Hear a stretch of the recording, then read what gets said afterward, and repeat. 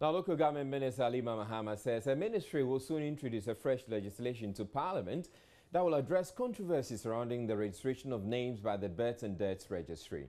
She was in Parliament on Tuesday to respond to questions on the reported ban on the use of such names.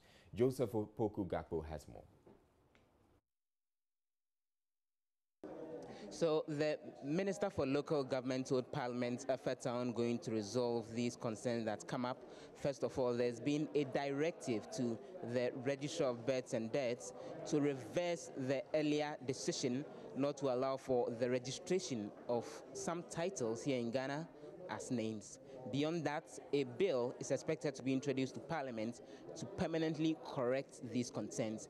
She, however, says when it comes to a number of other titles like Honorable, Dr., Mr., Mrs., well, the registry still has the right not to register these kinds of titles as names of people. Considering that the SOP serves as an operational guideline for the registration of births and deaths, coupled with the sentiments expressed by the public, the Acting Registrar of Births and Deaths Registry has been directed to review the SOP and further directed that names such as Nana, Ni, Papa, and so on, as given by the parents, should be accepted for registration. The registry should perhaps be concerned with just official titles, such as Reverend, Dr., Mr., Miss, Mrs., Honorable, and so on. Mr. Speaker, the Ministry of Local Government and Rural Development will very soon bring a bill to Parliament on registration of births and deaths, which will address some of these controversies and to reflect and accommodate present trends and societal developments. Member of Parliament for Tamale North, Al-Hassan Suhini, is still critical of that indication that titles like Honorable will not be permissible when it comes to the registration of names. When a parent decides to give a title as a name, for example, the minister, when she was speaking, talked of Honorable as a title. But Honorable is also an English word, which has meaning. If a parent decides he wants his child to grow out to be honorable, an honorable person in society. Now we have Peace. People name their daughters Peace or their sons Peace. Yeah. And we have, so I can decide that because I want the name to have a meaning, and so I want to call my child honorable. At that point, it is a title that has become a given name. And it will become difficult for an SOP to say that as a parent, I am not allowed to name my child honorable. When I can name my child Peace, I can name my child Justice. I can name my child Good Luck. So I think that it has to be very well couched. But the Births and Deaths Registry is receiving some support from some other members of Parliament. Benjamin Kodo is the MP for Ho Central. He thinks the directive not to allow for the registration of chieftaincy titles as names is one that is very much in the right direction. That is where the confusion is coming up from. I don't agree that chieftaincy titles should be registered for children when they are being named. I don't agree to that. Like in my area, you don't name people Togbe right from birth. Togbe is a chieftaincy title given after you have been installed as a chief. So you cannot go and register it at the Births and Deaths Registry when you are born, before you are even installed as a chief. From Parliament House in Accra, my name is Joseph Opoku-Gakpo. Now, 2 of the 6 armed men who attacked the Cavanaugh police station to free their jailed colleagues had minutes before the attack presented themselves as complainants to assess the level of resistance they were likely to encounter from the officers on duty. It was when they were asked to direct their complaint elsewhere that they gave the all clear to the rest of the gang, who were then waiting outside. This was part of the account given by police prosecutors when 12 suspects involved in the case, including the fugitives, appeared before an Accra High Court on Tuesday. Joining us, Joseph Akable reports 2 of the suspects were convicted on their plea of guilty. The Kwabena escape, according to police prosecutors handling the case, was first mooted by inmates Chibuzo Akuba, Vixen Ofori, and Roxin Jigbede, who had been overheard by first accused person Prince Osei. George Yeboah, the fourth accused, then smuggled a mobile phone to Dixon Ofori in cells, which he used to coordinate the plan with his contacts outside the cell. The initial attempt was said to have involved the use of a hacksaw blade smuggled by inmate Roxin Jigbede's brother into the cell, concealed in a loaf of bread. The attempt was, however, unsuccessful as the blade could not cut the padlock on the cell gate. The escape eventually happened subsequently on the dawn of Sunday, January 21, when the six attacked the police station. They entered, fired shots, held 3 police officers hostage, and opened the cells to enable the 7 escape. In the process, Kofi Seshi, who is said to have fired the shot that killed Police Inspector Imana Shivi, who was then on monitoring duties at the police station. 2 of the accused persons pleaded guilty to the charge of escape from lawful custody and were convicted, with their sentence deferred. The other 9 accused persons, unlike their 2 colleagues, pleaded not guilty to the charges put against them. Justice Abuaje Tano had some concerns with regards to 2 of the counts put against all accused persons, and he did direct that the court, the prosecutors for that matter, engage the Attorney General to seek some advice before they proceed with the matter. With regards to the 2 individuals who have been convicted on their own plea of guilty, they will be sentenced on February 13, 2018, when the case returns to the Accra Circuit Court. Reporting for Joy News, my name is Joseph Akable. Chief Executive of the National Health Insurance Authority, Dr. Samuel Ano, has cautioned workers at the various public health facilities to desist from taking unauthorized payment from clients. According to him, Ghana's health insurance can be more effective and sustainable if such irregularities are avoided, whilst managers of public health facilities manage their resources properly. Dr. Samuel Ano, who is currently on a nationwide consultative tour, gave the warning at a meeting with management of the Sunyani Regional Hospital in the Brun-Ahafo region. Nestor Kafu-Ejuma's report. The CEO of the National Health Insurance Authority, Dr. Samuel Ano, said it is important for every health worker to realize that Ghana's health insurance is not in a good state, hence the need to avoid practices that will aggravate the alien situation. He entreated all stakeholders to suggest meaningful and practical ways to rejuvenate the National Health Insurance Scheme. The medical superintendent of the Sunyani Regional Hospital, Dr. Emmanuel Kofi Amponsa, appealed to the chief executive officer of the NHIA to include more youthful minds than retired professors in the team that is tasked to develop new strategies for the authority. At a consultative meeting with the Bono-Ahafo regional leadership of the Trades Union Congress, Dr. Samuel Ano said the laws governing the National Health Insurance Scheme are very weak and needed to be reviewed, and asked the workers to reject any political influence on the NHIA. In an interview with Joy News, Dr. Samuel Ano stated that the authority will issue a blueprint after gathering comment and suggestions by stakeholders on how to revamp the NHIA. Once we finish the whole 10 regions, we'll put all the suggestions, the comments, the reservations, we'll put it all together and then finalize a blueprint which will forward to government and get government to take decision, probably before the mid-year budget, so that we know where we are going. Yes, certainly by that time, I think the Ghana card will have come on, and the use of the mobile phone application to renew membership and to initiate initial membership will also have come into play. So the convenience for everybody will have come into play.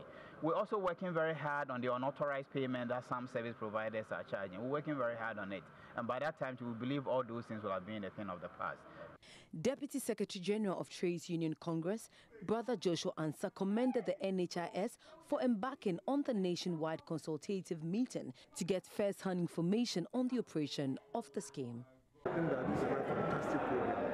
We believe in consultation, we believe in inputs, we believe in discussions, so that at the end of the day, whatever decision that is made from the people and not by someone. It is a very good step that the NHIA has taken. The Chief Executive Officer of the NHIA also called on Bono-Ahafo Regional Minister Kweku Ansoma Chereme and asked him to assist management of the NHIS in the region to succeed. Nesta Kafria Jumas reports for Joy News. Watching Joy News Prime, still ahead in the bulletin. U.S. Ambassador to Ghana opens up on details of the agreement governing the arrival in Ghana of 2 ex-Guantanamo Bay detainees, saying it is now entirely up to Ghana to decide what to do with the 2. It is still possible that they may leave Ghana for a third country, but that's a discussion between the government of Ghana, the third country, and the 2 refugees. The minority in Parliament have also been sharing details of that agreement. Stay tuned, we'll be back in a bit.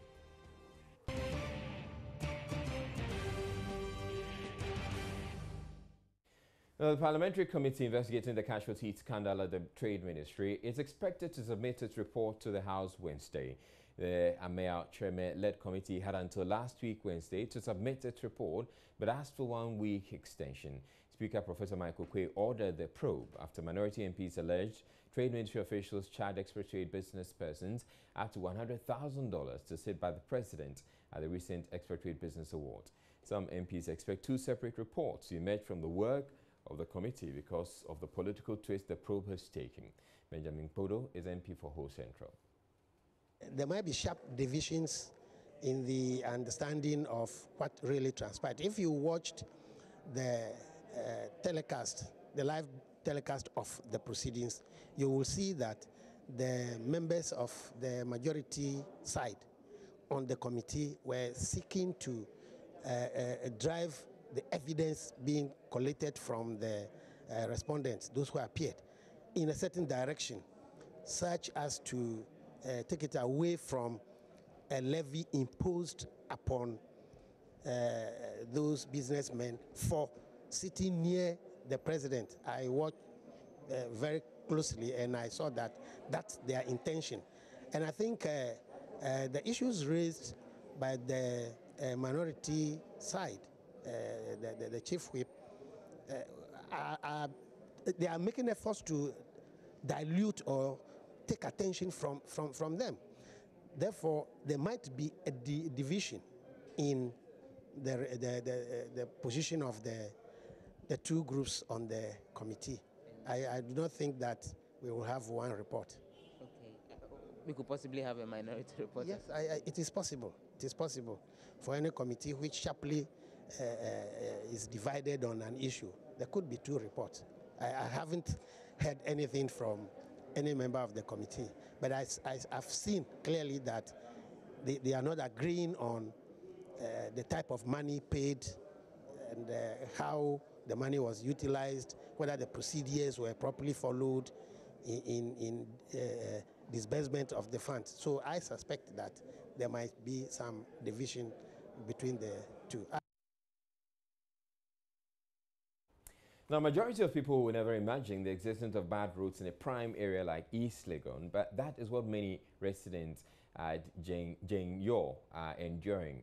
In the dry season, they have to contend with dusty roads, and in the rainy season, endure the perennial flooding of the roads as the drainage system in the area is incomplete. Some of the residents are begging government to help fix the road as the contractor working on the project vacated the site several years ago.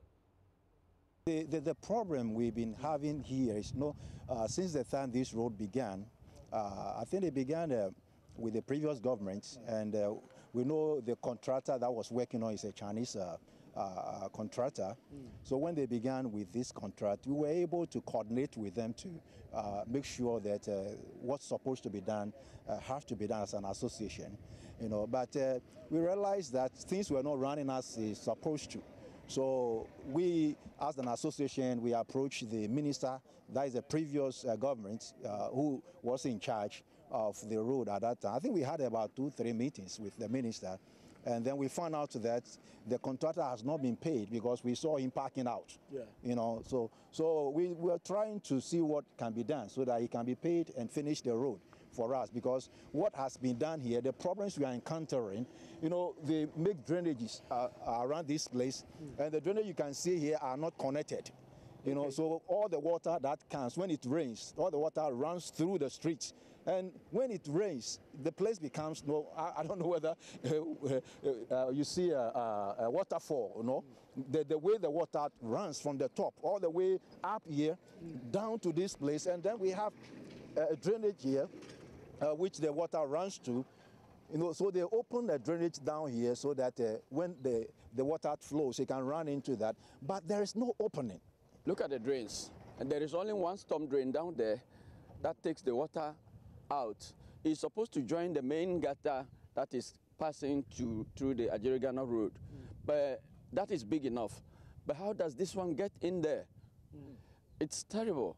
It gets stuck down there and it can't go anymore. So you see, the water flow, because it's not frequent, it is slow up here, all the way to the top. And all of these things you are talking about, are tied to the construction, proper construction of this road. How long have you been fighting to get this road completed? About 3 years. Yeah, I think about 3 years. 3 years. Yeah. Yes, we fought up to, this is our secretary. This is our big minds. The follow up to now. This is my house. See the quota.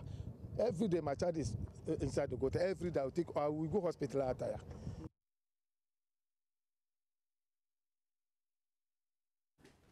Now, in the second part of the report, which explores the impact of the ban on illegal mining, Joy News' Natalia Kwanson looks at how the western region town of Wasai Kropong is bereft of nightlife as a result of the ban. I passed the night at Wasai Kropong to see how nightlife has been impacted.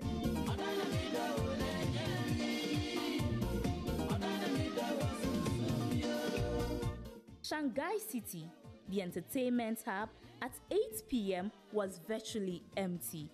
I was drawn to what I was told was one of the most popular pubs in town, K3 Sports. But despite the loud music blaring from the speakers, there was only a handful of people, including Osei Kufuor, the owner.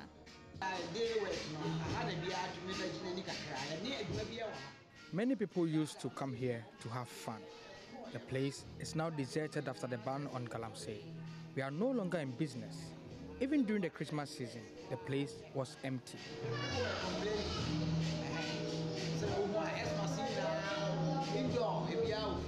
Nelson Ohini Bediakon, a father of 2 and a level 300 student of Gimpa, was drawn to Wasai Kropong because he thought he could make some good money of the sweat of the artisanal miners here. That's why he set up this pork joint right in front of K3 Sports. I used to sell about 2,000 in a day, but look at me here now. If it was before, I wouldn't even get time for you to interview me as at this time, because I'll be very busy as at that time. But now there's no business at all. There's no business. The business has come down totally. Since they told the Galamsey people to stop work, it has affected every business and everybody in this community. Since morning I came here, I've only sold only 500 Ghana cedis. It's daybreak at Wasai Kropong and the final day of my trip here. At the local eatery, Bermankwan, where I went to have a meal, the operator could not help but share his frustration when he noticed I was a reporter. Many of the illegal miners used to come here to eat. But since the ban, only a few customers visit the chop bar. So we've had to reduce the amount of food we prepare. This is nobody even counts for the account here. Isaac echoes the sentiment of most of the people who do business in the town. Not everyone is complaining though. Others, such as Kofi Lehman, a secretary of Wasai Kropong GPRTU, believes the ban on Galamsey has indeed brought some relief to them.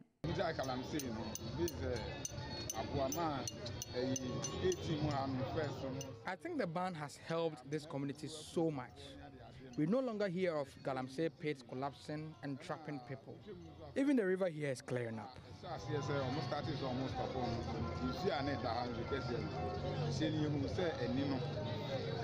Paramount Chief of Wasai Amenfi Traditional Area, Tetrete Ekuamwa Sechim II, agrees the local economy has been severely crippled by the ban, but believes it is in their best interest. It has had significant effect on Wasai Amenfi, with Wasai Kropong in particular.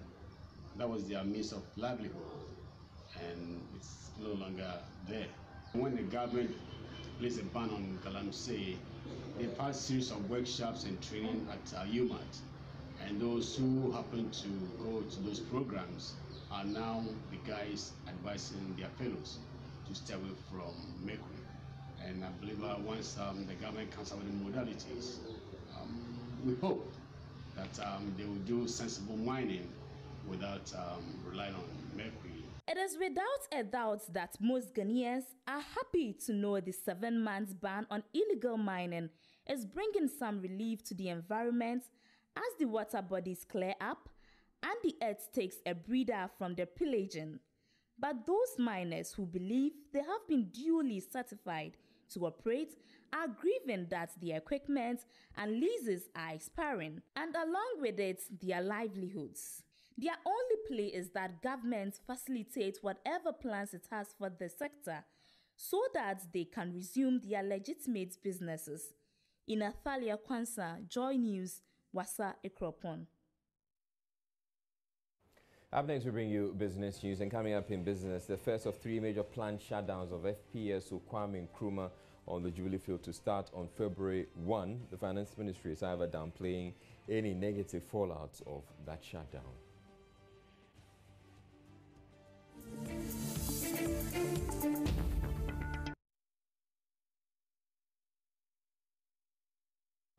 Hello, good evening. Thank you very much for joining me again on business. The Ghana National Petroleum Corporation, GNPC, says the first of 3 planned shutdowns of the FPSO Nkrumah on the Jubilee Field is expected to begin on Thursday, February 1.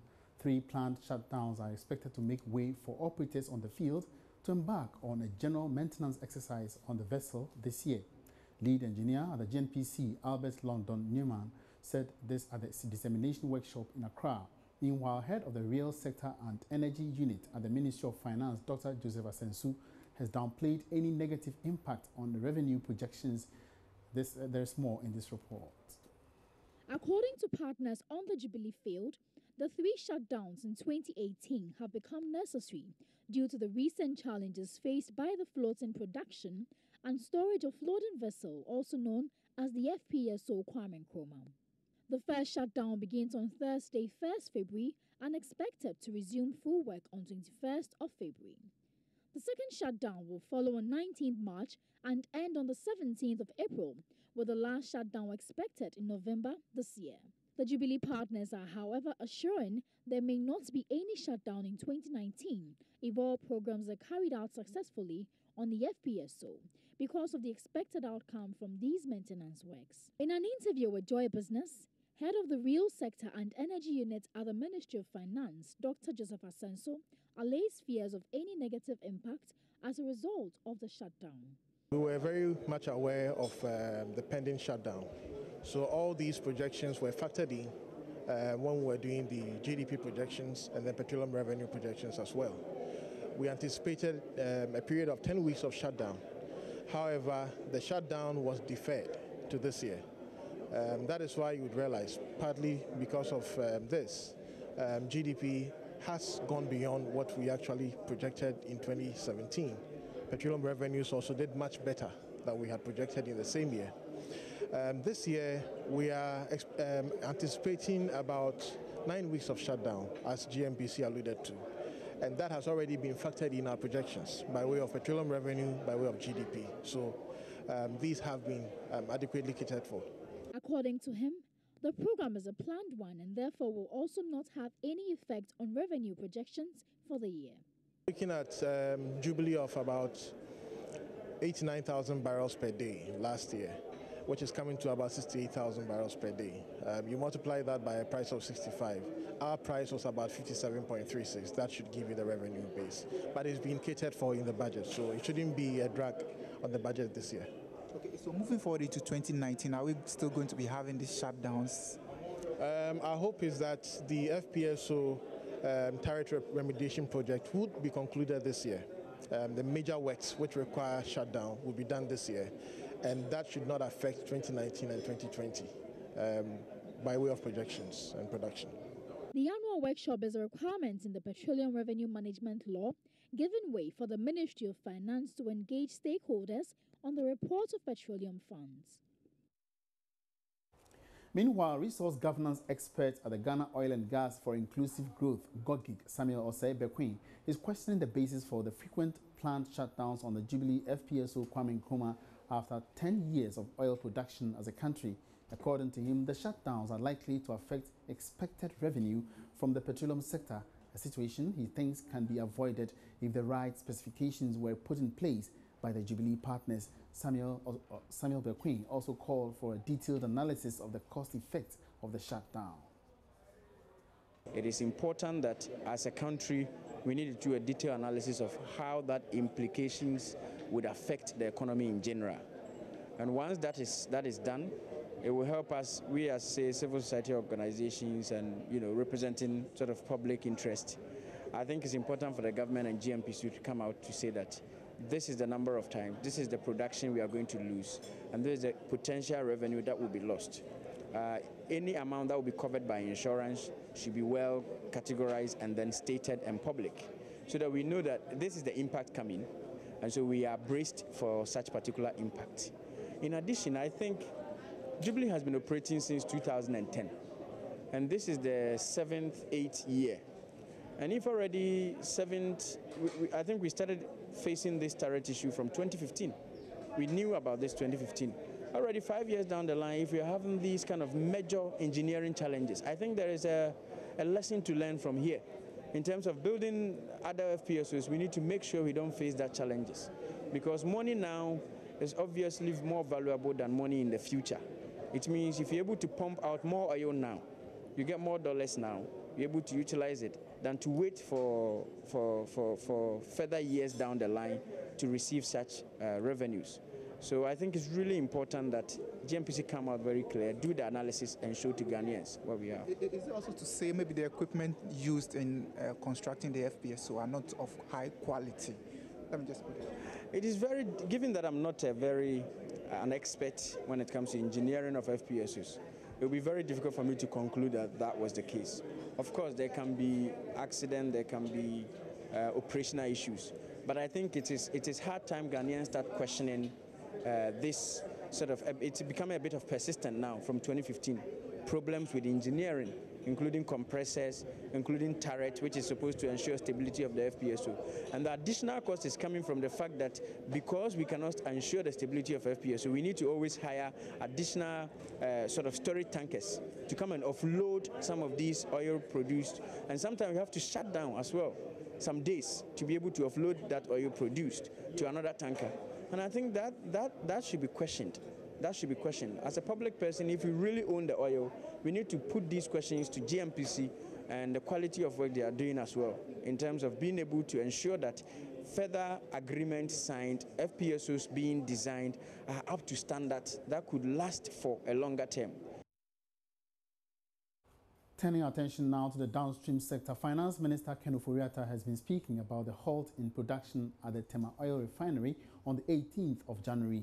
The shutdown, which was earlier reported by the Institute of Energy Security, IES, was attributed to the persisting leadership crisis at the State Oil Refinery. In an interview, the Finance Minister refuted any such crisis as alleged by the IES and noted that the current management have what it takes to turn around the fortunes of the company. You know, TOR was to do, what, 45,000 barrels per day. There was an unfortunate incident which took out about some 20,000 barrels, but that is being restored. So we expect, you know, TOR to be back in good operation form. We are even thinking of improving that to maybe 60,000 barrels, so that work is being thought through. And then also there was a trip to Asia to look at Ghana as a petroleum hub, and so that's been assessed. So I think for us, you know, how to position the country as a hub in many things is being thought of. So these may be issues have occurred, but I'm comfortable. I met with the board actually yesterday and to give them further support. But I think the leadership is really good, and I'm looking forward to Mr. Osei running this company very well. Any strategic investor on board to help with the situation? Well, Ghana Beyond Aid subscribes us to be quite dependent on our skill set. I think when we need them, they will come. But I think if you go to tour and speak to the leadership, you'll be very comfortable with the expertise that we have. So Cocoa prices. Away from petroleum now, and Ghana has secured 175 million euros from the European Union to help transform its economy. The funding is coming under the European Partnership Joint Cooperation Strategy aimed at supporting the Ghanaian economy. To be disbursed over the next 7 years, it would target 4 key programs, including public financial management, climate change, and rural development. William Hanna is head of the European delegation in Ghana. The total funds were available for a certain period. And they include everything that we're doing in Ghana and regionally to try and support the EPAs, like, for example, building roads. Building roads links countries together, allows goods to flow. And so those projects are going well. So that's the infrastructure part. What we were discussing here today was new funds particularly for agriculture, and about half of our assistance is going to agriculture, and it's targeted to the north of the country. And it will be working on infrastructure such as feeder roads and dams, that type of infrastructure, which is very much needed in the north and in the upper west of the country to make sure that farmers can get their produce to market. Can we quantify how much you've been able to draw so far from the fund in terms of the economic partnership agreement that was established for countries like Ghana that might be exposed to any shocks? I don't have today the latest figure. The latest figure I heard was it was on target to be drawn for all of the funds to be drawn down by the end of the period. So as you know, development projects, if they're working on infrastructure, they typically have a life of 3 to 5 years. You start a road and you do the first part and then the second part, so they take a certain while. My understanding is that those projects are going well and going according to schedule, and so that all of those funds will be drawn down on time. What do you make of the minister's comments and concerns about moving Ghana beyond aid? Are you, as a development partner, satisfied that there's some level of commitment on your partner's side to improve taxes and all the rest, to make sure that there's value for money, even with respect to what you give it to it? Yeah. Well, as I was saying earlier, I think the move to try and change the relationship between development partners and countries like Ghana it's been over a long period, but we see definitely a commitment to this beyond aid vision. All right, so before we wrap it up, let's take some tidbits of business headlines making news elsewhere in the world. And JP Morgan Chase & Co. has named Daniel Pinto and Gordon Smith as co-presidents. The move will position them as the front runners to succeed Chief Executive Jamie Dimon. In a statement, JP Morgan said both the board of the company and the CEO believe under all timing scenarios, the company has several highly capable successors in place. Last week, JP Morgan announced its intention to operate in Ghana and Kenya.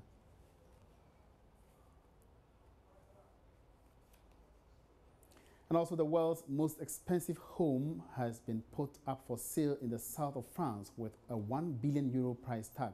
It is a 10-bedroom property which has an Olympic-sized swimming pool. The property occupies 35 acres of manicured lawns, a ballroom, and stables for up to 30 horses. And on another note, we wrap up business for tonight. Many thanks for your company. My name is Emmanuel Abuaji. Have a good evening.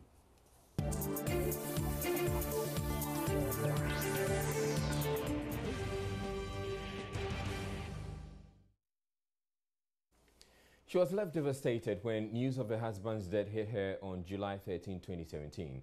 6 months after her husband was killed by robbers at La Paz here in Accra, wife of late Constable Daniel Owusu wants perpetrators of last July's dastardly act brought to book. Margaret Boahima Owusu, though encouraged by reports of fresh arrests made in connection with the killing of her husband, wants more support from the police service and others who made pledges when her husband passed away. The mother of 6 has been speaking Rejoin News' Komladum. 6 months ago, on July 13, 2017, Margaret Boahema Owusu woke up only to be widowed hours later. 6 children rendered fatherless. The life of a young policeman snuffed out by a group of gun-wielding robbers in broad daylight.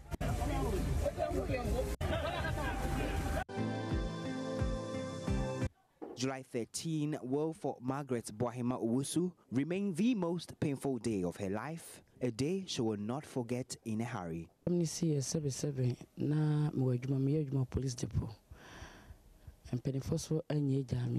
has been tough, but God has been faithful.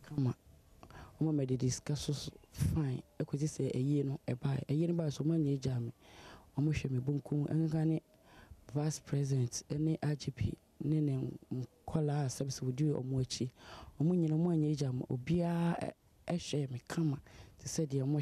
During the funeral, the police hierarchy were supportive. The IGP and Vice President were here to support me.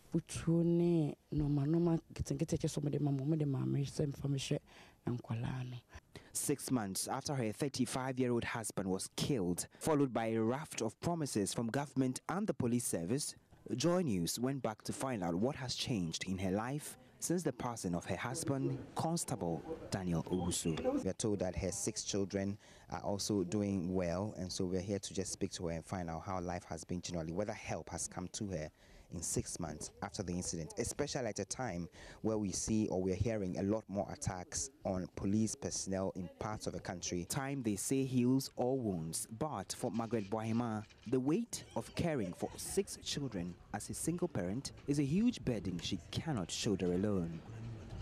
In case of some severe, you know, and penny for me, they may have be a qua, or my were too. I'm going to say about our train. After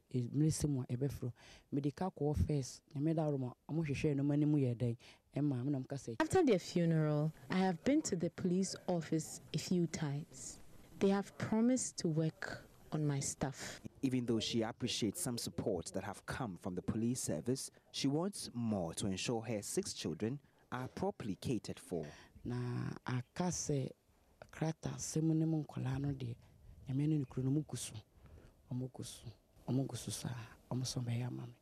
I'm looking forward to the assistance they promised me. She says her rent status in her current home expired months ago. How to renew her status remains a major hurdle she hopes authorities will help her resolve. Last 2 weeks, the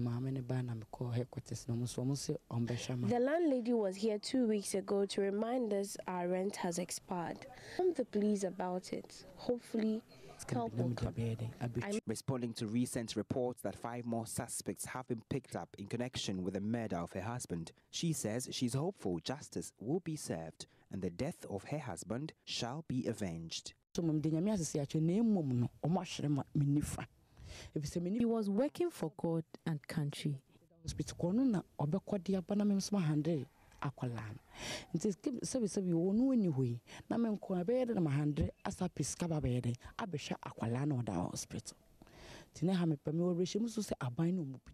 Only last week, I heard some 5 suspects had been picked up. I am hopeful they will be brought to book.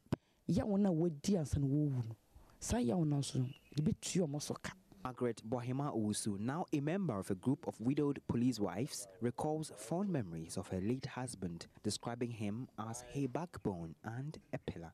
I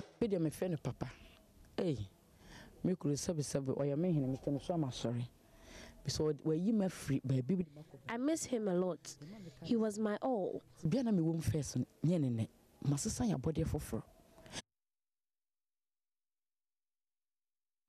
Now, recent revelations by the U.S. Ambassador to Ghana, Robert P. Jackson, that neither he nor the U.S. government was aware that the John Mahama administration had given the Gitmo detainees refugee status is compelling the NDC minority in Parliament on a path of what they term full disclosure on the matter.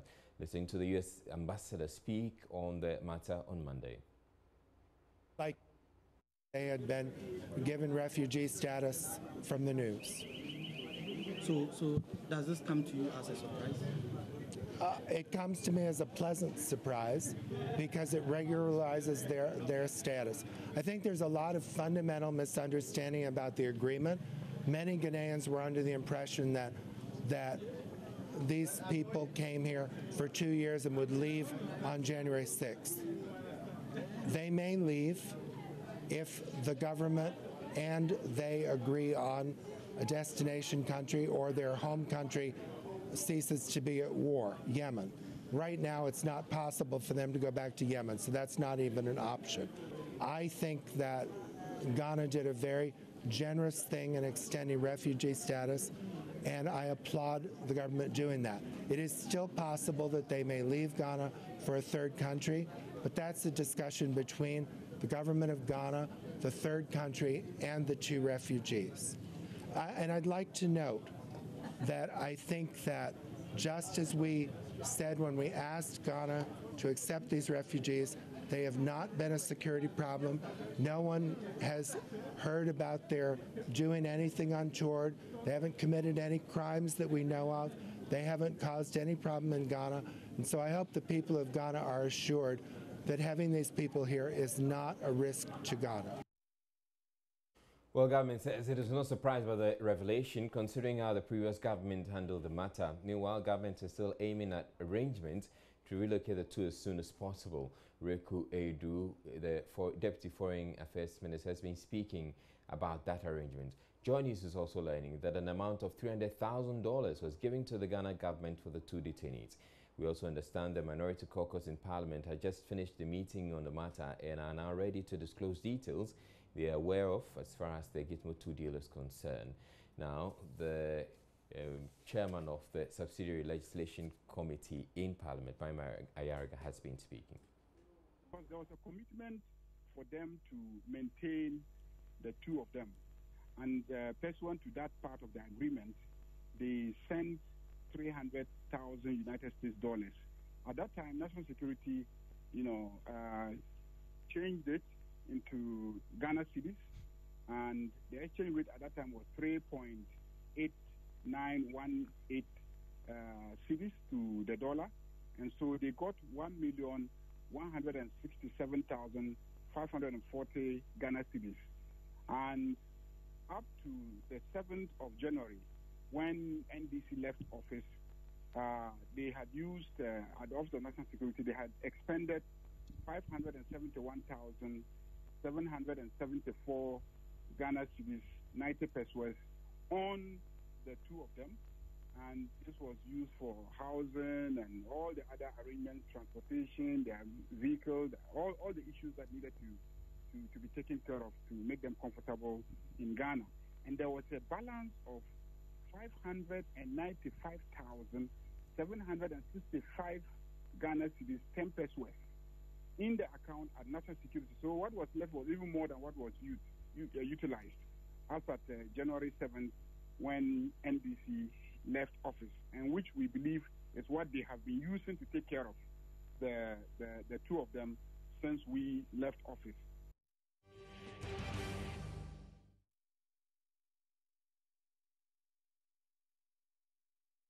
The Kumasi Traditional Council has ordered city authorities to demolish a story building and other structures, frustrating completion of work on the KJTR redevelopment project. The building is the subject of litigation between the Kumasi Metropolitan Assembly and a private developer who has defied repeated warnings to stop work. The Brazilian construction firm executing the project has already served notice it will pack out if the issue continues to drag. Members of the Kumasi Traditional Council visited the project site on Tuesday. Ohiminteria report. The Kumasi Traditional Council has authority. It has the jurisdiction to hear and determine cases on chieftaincy and issues that affect its traditional area. The council is worried a legal tussle between Kumasi Metropolitan Assembly and the all-state construction has unduly delayed construction of the new KJTR market. Phase 1 of the $290 million project for the construction of over 10,000 stores was scheduled to be completed in January this year. The order comes as Brazilian construction firm executing the project served notice it will pack out if the issue continues to drag. Bantamahene Balfour Ousa the Seas, who led a fact-finding mission to the project site, says demolition can only take place once the council reaffirms its earlier decision. According to him, an amicable settlement has been reached with all feuding parties. The reason why we are here today is that, as you all know, the KJTR project has delayed unnecessarily. And as a result, it's causing problems for us. Now, you realize that you come to Kumasi, every place is crowded because all those trading at KJTR have been moved out. So we decided that whatever it takes for this project to go on unimpeded, we have to do it. So that is why we met the two feuding factions yesterday. And then I think we arrived at an amicable, settlement. So today is a fact-finding tour for us to ascertain what is really on the ground. We have done it. And we think that the decision is that these two buildings must go for the project to proceed. There are three. So, three. So they are all going to go. That is the decision that we've taken. We will affirm it on Thursday at the Kumasi Traditional Council Court so that it will become binding. Meanwhile, officials of the Kumasi Metropolitan Assembly are happy over the development. Michael Ataoje is the Metro Coordinating Director. Penyin Asante, he went to court, and for 15 months we were in court. That was beyond KMA. We had to go by what the law says. Nananom have a different arrangement altogether. And our system now even talks about alternative dispute resolution. With them, I would say, in our local parlance, one touch. It has not been one touch. So that's the difference. Our approach to issues as a government institution is different from the approach of Nananom to the same issues. So we thank them, we thank God. And the gentleman too has had some understanding. I don't want to go into the history, where we came from. What is important now is where do we move to from here. From Kumasi, for Joy News, Ohimitiria reporting. 3 members of the same family perished when the vehicle they were traveling in collided with the bus at Okanta No. 1 near Nsawam Tuesday afternoon. The 3 were on their way to Kumasi to attend the funeral of a relative when their Toyota minibus was crashed head-on by an Accra-bound VVIP bus. It was attempting to overtake another vehicle. This is the second accident in less than a week after 10 people were killed when a cargo truck crashed into a VIP bus on the same stretch. Witnesses say several other passengers on board the VVIP bus sustained injuries and are receiving treatment at the Nsawam Government Hospital. Police officers and NADMO officials from the Nsawam District Command were called to the scene.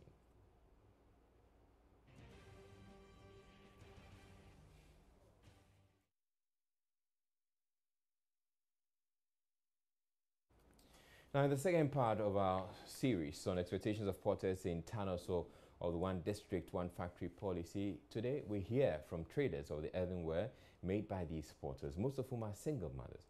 Beyond the factory to boost production of the wares they sell, they also want financial support for their businesses. Gifty Andopia reports. On the streets of the Bonohafo region, you would not miss the lined-up earthenware. Almost all of the traders of earthenware are women with children who are not left out of the toil of their mothers. Sandra loves this job, despite the competition her wares face from blenders. People say blenders are good, but they still buy our bowl. They say it adds a distinct flavor to food. She is one of 3 women I found working to make ends meet for their families. She makes daily profits of 30 cedis, but remains hopeful that will change when the factory promised by the NPP administration finally appears in her district. I make between 50 and 100 cedis every day. My profit is usually 30 cedis, with which I pay my son's school fees and take care of our needs. So are her compatriots like Eunice.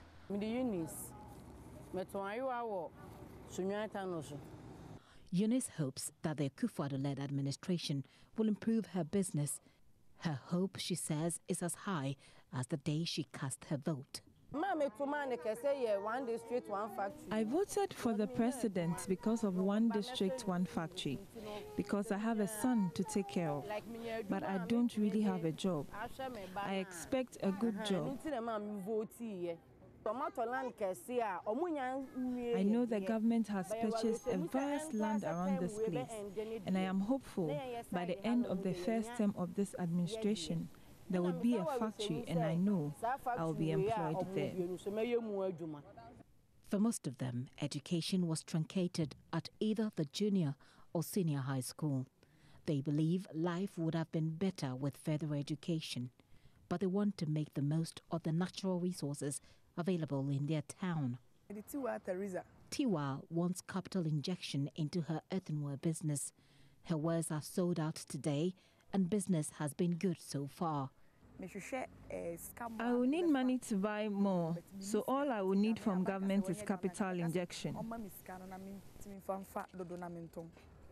For these women, some of whom are single mothers, one district, one factory will be a savior to their businesses when it arrives, and they are readying themselves in anticipation of endless opportunities as promised.